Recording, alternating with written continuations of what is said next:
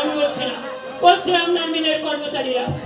তো আপনার মিলে কাজ করতে গিয়ে নিমাই দাসের একখানা হাত কাটা আছে, তার জন্য কোনো টাকা পয়সা ক্ষতিপূরণ কোনোটাই কিছু দেওয়া হয়েছে।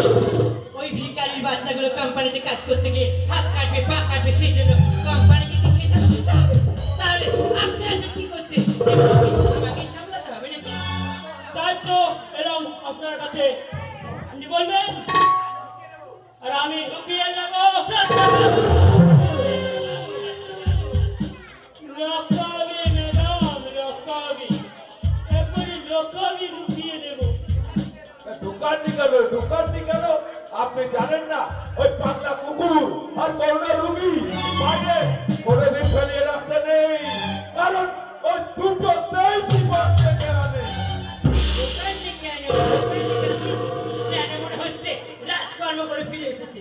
আপনার কাছে এই কাজটা হলো কি করে? বুঝতে পারিনি ম্যাডাম, বুঝতে পারিনি। আসলে ওই ছোট লোকগুলো যে সামান্য ব্যাপারটা নিয়ে একদম থানায় পৌঁছে যাবে বুঝতে পারিনি ম্যাডাম। ভুলে যাবেন না ম্যানেজার বাবু, ওগুলো ম্যানেজ করার জন্যই না আপনাকে ম্যানেজার হিসেবে রাখা হয়েছে।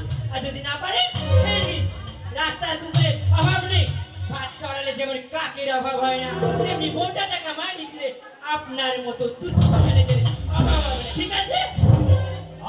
ম্যাডাম ছেড়ে দিন ম্যাডাম, ছেড়ে দিন, ওই সামান্য ব্যাপারটা আমার হাতে ছেড়ে দিন। সত্যপ্রকাশ বাবু, ভুলে যাবেন না আপনার গায়ের পোশাকটার জন্যই না আপনার এতটা কদর। নাহলে কুকুরের ওই ঝোড়াসা আর আপনার মধ্যে কোনো পার্থক্য নেই। ভাগ্য ভালো যে ব্যাপারটা এখন ছোট বাবুর কানে পৌঁছবে, তা না হলে তোমাদের দুটোরই জীবন থাকতো কিনা। এই তো জীবন যেদিকে যেতে চায় প্রাণ, পিয়ালা চালাও পোলা।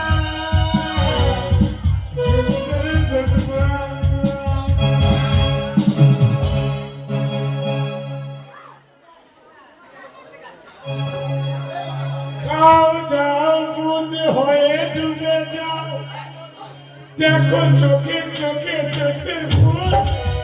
কি বলো